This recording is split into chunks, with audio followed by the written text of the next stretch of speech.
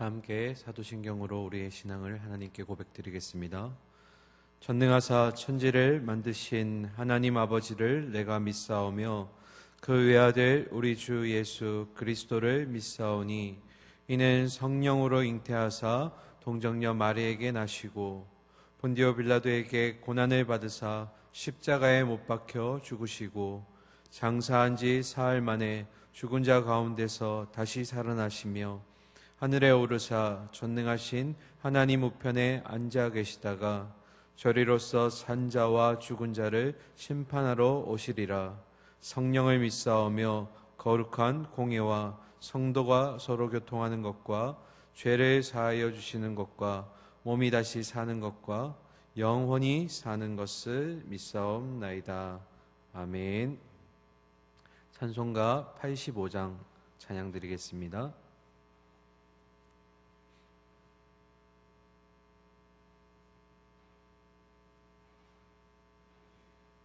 찬송가 85장입니다. 구주를 생각만 해도 이렇게 좋거든. 주 얼굴 배울 때에야 얼마나 좋으랴. 만민의 구주 예수의 귀하신 이름은 천지에 있는 이름 중 비할 데 없도다. 참 회개하는 자에게 소망이 되시고 구하고 찾는 자에게 기쁨이 되신다. 예수의 넓은 사랑을 어찌 다 말하랴. 주 사랑 받은 사람만 그 사랑 알도다. 사랑의 구주 예수여 내 기쁨 되시고 이제로부터 영원히 영광이 되소서. 아멘. 오늘 주신 새 아침 함께 나눌 말씀 야고보서 4장 13절부터 17절까지의 말씀입니다.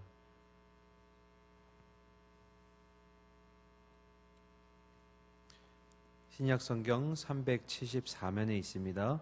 야고보서 4장입니다. 4장 13절부터 17절까지 말씀입니다. 교독하신 후에 마지막 절은 함께 읽도록 하겠습니다. 13절 제가 먼저 읽겠습니다. 들으라 너희 중에 말하기를 오늘이나 내일이나 우리가 어떤 도시에 가서 거기서 1년을 머물며 장사하여 이익을 보리라 하는 자들아.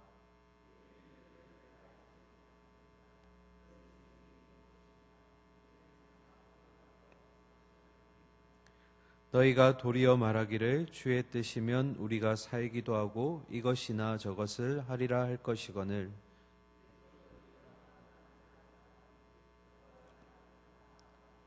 다 함께 그러므로 사람이 선을 행할 줄 알고도 행하지 아니하면 죄니라. 아멘. 할렐루야. 지난밤도 평안하셨습니까? 겨울이 다가오면서 날씨가 추워지고 또 일출 시간이 많이 뒤로 넘어갔습니다. 특별히 오전에 일찍 나오고 들어가실 때 좀 더 조심히 안전에 유의하시면서 다니시기를 바랍니다. 자, 오늘은 야고보서 4장의 내용인데요. 특별히 우리의 인생을 비유로 하면 안개 같은 인생이라고 많이 얘기합니다. 그때 이 안개라는 단어는 일시적이고 유한하고 무력함이라는 어떤 상징적인 의미가 있습니다. 그러니까 우리의 인생을 안개라고 얘기하는 것은 우리의 인생이 유한하고 또 무력하기도 하고 일시적이라는 겁니다. 그런데 오늘 제목을 보셔서 아시겠지만 우리의 인생 가운데 안개가 걷힐 수 있습니다. 그러면 오늘 어떻게 하면 안개가 걷히는 인생이 될 수 있을까에 대해서 살펴보는 동시에 우리가 신앙생활을 하면서 오해할 수 있는 세 가지를 함께 나누도록 하겠습니다. 먼저 13절 말씀 보겠습니다. 들으라 너희 중에 말하기를 오늘이나 내일이나 우리가 어떤 도시에 가서 거기서 1년을 머물며 장사하여 이익을 보리라 하는 자들아. 아멘. 자, 여기서 나오는 너희는 어떤 사람이냐면 자신의 본향이 아닌 새로운 곳에 정착해서 생계를 이어가려는 자들. 다시 말하면 어떤 도시에 가서 1년 동안 머물면서 내가 장사로 생계를 유지하기로 계획한 자들을 얘기합니다. 이 말은 곧 자기가 계획한 것이 확고한 사람들에게, 자기의 계획이 확고한 사람들에게 야고보가 지금 경고하는 말입니다. 첫 번째로 오해하지 말 것은 바로 이것입니다. 하나님은 자신의 백성들이 장사를 하고 돈을 벌어서 풍요로운 생활을 하는 것 자체를 정죄하지는 않으신다라는 겁니다. 다시 말해서 물질이 많다고 해서 그 자체가 정죄거나 죄의 대상은 아니라는 겁니다. 소유가 많든 소유가 적든 또 물질이 많든 적든 중요한 것은 그 사람이 하나님께 대하여 어떻게 대하는가라는 이 마음가짐과 태도가 중요한 것입니다. 물질은 많을 수도 있고요, 또 적을 수도 있습니다. 물질이 많다고 해서 하나님을 무조건 섬기지 않는 것도 아니고 물질이 적다고 해서 온전히 하나님만 신뢰하는 것도 아닙니다. 그렇기 때문에 물질에 대해서 우리가 먼저 생각해야 될 것은 하나님께 어떤 마음을 가지고 있는가가 중요한 것입니다. 하나님이 빠진 이익과 풍요라는 것은 실제로 유익이 될 수가 없습니다. 하나님 없이 돈을 벌거나 또는 하나님 없이 사업이 번창한들 이것들은 잠시 동안은 내 손 안에 머무는 것 같이 보이지만 그러나 결과적으로는 남는 게 없다라는 것입니다. 우리가 하나님 없이 계속해서 땅의 것에 속한 것들을, 특별히 물질에 대해서 욕심을 부리면 부릴수록 우리가 마지막에 얻게 되는 깨달음은 우리 안에 탐욕이 끝까지 계속 갈증과 허기짐만을 느끼게 된다라는 것입니다. 13절에 자신의 계획이 확고한 이 사람은 의지나 계획은 있지만 한 가지 빠진 것이 있습니다. 그것은 다름 아닌 하나님의 뜻과 계획이 그 가운데 없다라는 것입니다. 그러니까 우리의 삶 가운데 계획할 때 중요한 것은 하나님이 먼저 계셔야 한다라는 것입니다. 자, 이어서 14절 보겠습니다. 내일 일을 너희가 알지 못하는도다. 너희 생명이 무엇이냐? 너희는 잠깐 보이다가 없어지는 안개니라. 우리가 계획을 세웁니다. 내일은 어떻게 하고 또 앞으로는 어떻게 하고 장래의 일에 대해서 고민하고 염려합니다. 두 번째로 오해하지 말 것은 계획을 세우지 말라는 의미가 아닙니다. 이 의미는 우리가 계획대로 세우더라도 내일 어떻게 될지 모르고 계획대로 진행을 했지만 성과가 어떻게 될지 또 모른다는 것입니다. 이럴 때 가장 중요한 것은 계획을 세우지 말라는 그런 의미가 아니라 미래가 불분명하기 때문에 하나님께 의지하는 마음을 먼저 두라는 것입니다. 계획은 당연히 세워야 됩니다. 우리가 장래일을 두고 염려하고 고민하면서 하나님께 먼저 기도하는 가운데 하나님이 우리의 전 인생을 이미 계획하신 줄 믿습니다. 특별히 우리 젊은 세대들이 두 가지의 불안함을 가지고 살아가는데요.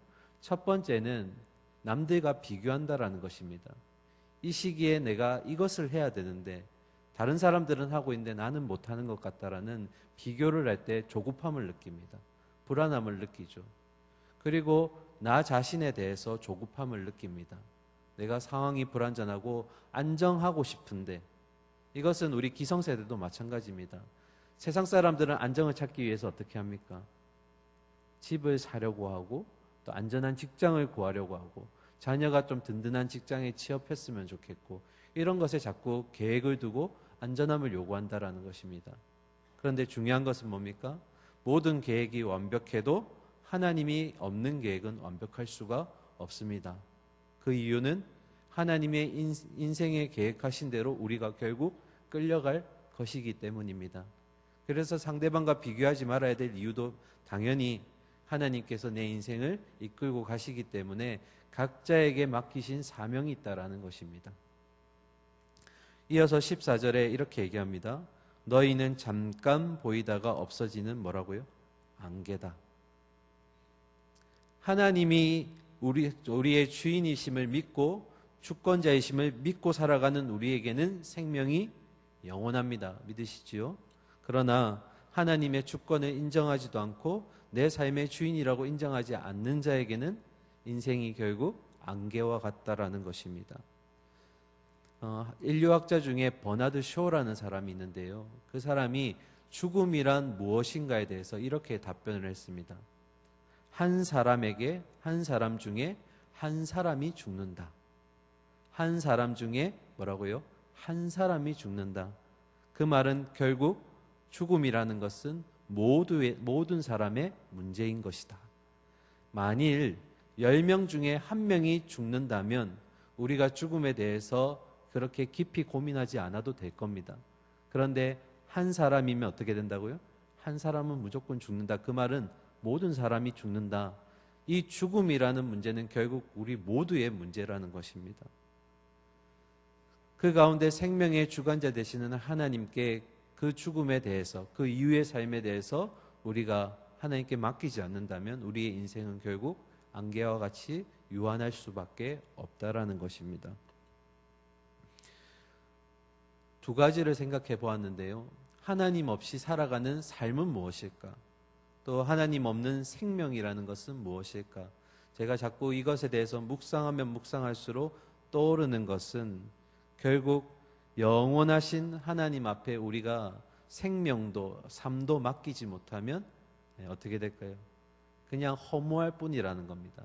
우리의 죽음 뒤에는 아무것도 없고 삶의 의미 자체도 없다라는 것입니다. 그러니까 사람의 삶과 생명을 생각하고 묵상하면 할수록 결국은 영원하시고 변함없으신 그 하나님의 그 앞에 우리가 겸허해질 수밖에 없다라는 것입니다. 그래서 계획을 하지 말라는 얘기가 아닙니다. 계획을 하되 가장 먼저 계획할 것은 하나님의 뜻을 먼저 구해야 한다라는 것을 기억해 주시기 바랍니다. 자, 15절과 16절 보겠습니다.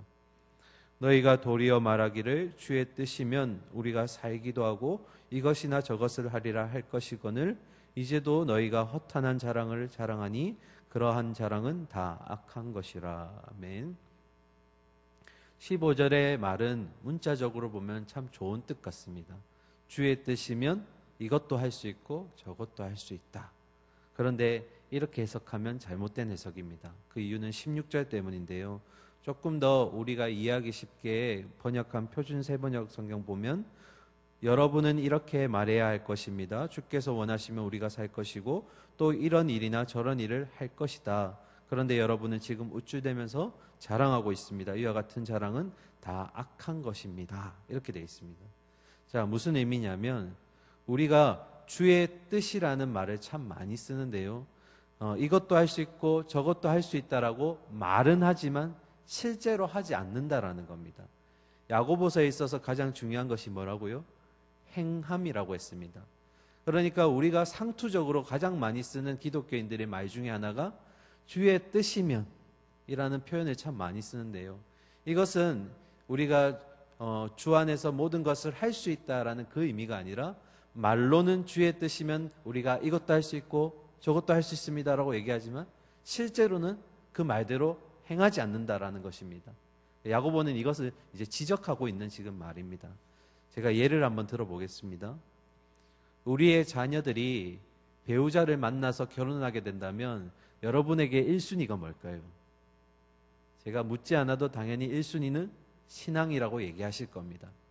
그런데 실제로 우리가 자녀가 배우자를 데리고 왔을 때 그 배우자 될 사람이 신앙생활은 너무 잘하는 겁니다. 그런데 외적인 환경이 좋지 못합니다. 직장이 임시직이고 또는 가정이 좀 불안하고 그러면 우리의 마음에 어떤 마음이 생깁니까? 분명히 고백은 배우자가 신앙 하나면 충분하다라고 얘기했는데 외적인 환경을 보니까 우리 자녀가 고생할 것 같습니다. 저 배우자에게 맡기면 뭔가 내가 좀 불안해질 것 같고 그러니까 어떻게 얘기합니까? 말로는 신앙이면 됩니다라고 얘기했는데 그래도 우리 애가 조금 덜 고생할 수 있으면 좋겠는데 부족한 믿음은 결혼하고 나서 부부가 된 후에 조금씩 교회 나오다 보면 성장할 거야. 뭐 하는 겁니까? 타협하게 되는 겁니다. 말로 했던 것들을 지켜내지 못하게 되는 것입니다. 결국 야고보는 말만 그럴싸하게 주의 뜻이라고 얘기하면서 다 할 수 있는 것처럼 말하지만 행동을 전혀 하지 않는 사람을 지금 뭐라고 표현하냐면 악하다라고 표현하고 있는 것입니다. 자, 이어서 17절 마지막 절 보실까요? 그러므로 사람이 선을 행할 줄 알고도 행하지 아니하면 죄니라. 16절에 자기가 가지고 있는 것이 많다고 자랑하는 그 사람이 있었는데요. 그 사람이 가진 것이 많은 것은 자랑하면서 이것을 가지고 선을 행하지 않는 것 또한 뭐라고 되어 있습니까? 죄라고 되어 있습니다. 우리가 기본적으로 죄라고 하면 나쁜 짓을 했을 때 죄라고 얘기합니다. 그죠? 해서는 안 되는 일. 그것을 죄라고 많이 얘기하지만 야고보는 여기에 한 가지 더 붙입니다. 나쁜 것을 하는 것도 죄이지만 선을 행하지 않는 것도 죄다. 중요하니까 한 번 더 얘기하겠습니다. 죄를 잘못한 것을 행하는 것을 죄라고 또 규정하기도 하지만 지금 야고보는 옳은 것을 옳은 것임에도 알면서도 행하지 않는 것 또한 죄라는 것입니다. 이것도 예를 한번 들어보겠습니다. 거짓말을 하는 것도 죄이지만 진리를 알면서도 진리를 전하지 않는 것 또한 죄가 되는 것입니다. 남을 비방하고 비난하는 것도 죄이지만 동시에 그 영혼에 대한 인애와 구제가 필요함을 알면서도 행하지 않는 것 또한 죄가 된다라는 것입니다. 장사하는 자들이 얻은 유익을 가지고 무엇을 해야 할지 알면서도 행하지 않는 것 또한 죄가 된다라는 것입니다. 이렇게 죄라는 것은 소극적인 의미가 아니라 적극적인 의미를 가지고 있습니다. 기독교는 절대 지식의 종교가 아니라고 분명히 말씀드렸습니다. 그 지식이 우리의 행함으로 특히 선을 행하는 노력으로 이어져야 한다라는 것입니다. 그래서 기독교는 가장 중요한 원리 한 가지가 있다면 그것은 바로 역동성이라는 겁니다. 기독교는 다른 종교와 달리 앉아서 참회하고 묵상하고 깨달음이 있는 그런 종교가 아닙니다. 그거에 더해서 삶으로 나아가서 행하는 역동적인 모습이 갖춰질 때에 우리가 참 신앙을 하고 있다라고 얘기할 수 있는 것입니다. 그런데 오늘날 많은 성도님들 보면 그리고 목회자들을 보면 신앙생활은 참 열심히 하고 있지만 이것을 뒤집은 생활신앙은 참 못 따라가더라. 머리는 알지만 몸은 따라가지 못하더라. 그런 얘기를 참 많이 합니다. 오늘 특별히 새벽에 나오신 분들께 부탁드리기를 신앙생활도 열심히 하셔야겠지만 생활신앙에서도 하나님께 기쁨 받으실 수 있는 행함으로 나아가시기를 소망합니다. 마지막 세 번째 오해하지 말 것에 대해서 다루고 마치도록 하겠습니다. 첫 번째는 뭐였죠? 물질이 많은 게 죄가 아니다. 물질에 대한 사람의 태도가 중요한 것이다. 두 번째는 뭐였죠? 두 번째. 제가 갑자기 기억이 안 나요. 두 번째. 계획을 세우지 말라는 것이 아니다. 계획을 세우기 이전에 하나님께 의지하는 마음으로 먼저 구해야 된다. 세 번째로 오해하지 말 것은 선을 행하였기 때문에 하나님이 구원을 주시는 게 아니라는 것입니다. 오히려 반대죠. 우리가 믿음을 가지고 있는 것을 행함으로 보여주기 때문에 이 행함이라는 것, 특히 선이라는 것은 믿음의 결과요, 믿음의 열매라는 것입니다. 우리가 그리스도께 뿌리를 받고 있기 때문에 열매가 뭐가 나와야 됩니까? 그리스도의 열매가 나와야 된다라는 겁니다. 믿음의 결과물을 뭘로 보게 되는 겁니까? 행함으로 보게 된다라는 것입니다. 근데 자꾸 우리가 뒤집어서 생각하는 경우가 많습니다. 우리가 선한 일을 행할 때 하나님이 구원을 주신다. 이것은 유교의 어떤 공덕사상, 착한 일을 많이 하면 선을 얻게 된다라는 이런 의미가 많이 우리 안에 있기 때문입니다. 그러나 기독교에서는 특별히 말씀에서는 뭐라고요? 구원받은 자들은 그리스도께 뿌리를 받고 있기 때문에 포도나무에서는 뭐가 나오죠?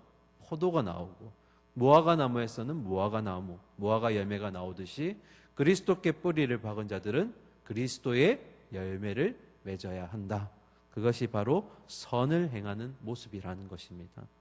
오늘은 특별히 세 가지 오해하지 말 것에 대해서 살펴보았고요. 우리 같은 유한한 안개 같은 인생 가운데 어떻게 하면 이 안개를 거칠 수 있을까? 걷어갈 수 있을까? 그것에 대해서 두 가지로 살펴보았습니다. 복습하고 마치겠습니다. 어떻게 하면 안개를 거둘 수 있을까? 첫 번째는 우리의 각자의 삶의 주관자이신 주님이 우리의 삶을 통해서 일하실 것이기 때문에 우리는 늘 주님의 뜻을 먼저 구하셔야 됩니다. 두 번째는 우리의 각자의 삶에서 약자를 향한, 우리 주변의 지체를 향한 그리스도의 사랑과 또 구제가, 섬김이 행함으로 나타나야 한다. 선을 알면서도 선을 행하지 않는 것은 곧 죄라고 지금 야고보는 말씀은 얘기하고 있습니다. 생명의 주관자 되시는 하나님을 늘 신뢰하십시오. 그분이 우리의 인생을 붙들고 있습니다. 그리고 그 붙드는 가운데, 우리의 삶 가운데 그분이 주시는 열매와 결실을 맺음으로써 우리 삶의 기쁨이 충만할 수 있기를 간절히 바라고 축원합니다. 함께 기도하겠습니다. 사랑과 공의 하나님, 오늘도 새하루 새아침 열어주심에 감사드립니다. 주신 하루에 또 감사할 줄 알고, 또 하나님 특별히 우리의 삶이 이렇다 할 변화가 없어 보이지만 그러나 하나님이 우리의 삶을 이끌고 계시는 줄 믿습니다. 하나님의 뜻에 합당한 삶을 살아내기를 소망합니다. 그래서 우리는 늘 하나님께 먼저 뜻을 구하며 하나님의 뜻을 쫓아 만들어 놓으신 그 길을 따라가기를 소망합니다. 그 길을 걸어갈 때에 지혜와 힘과 능력을 더하여 주시옵소서. 우리 주변에 우리의 도움이 필요하고 손길이 필요한 곳이 많이 있습니다. 오늘 말씀처럼 선을 알면서도 성을 행하지 못하는 그런 죄를 범하지 않도록 우리 모든 예배 성도들에게 주님 베풀 수 있는 마음, 또 넉넉한 하나님의 은혜를 더하여 주시옵소서. 오늘 하루도 건강히 주님과 함께 동행할 수 있기를 소망합니다. 모든 사고로부터 막아주시고 주님과 함께 기쁨으로 하루를 보낼 수 있는 삶 되게 하여 주시옵소서. 예수 그리스도 이름으로 기도드립니다. 아멘.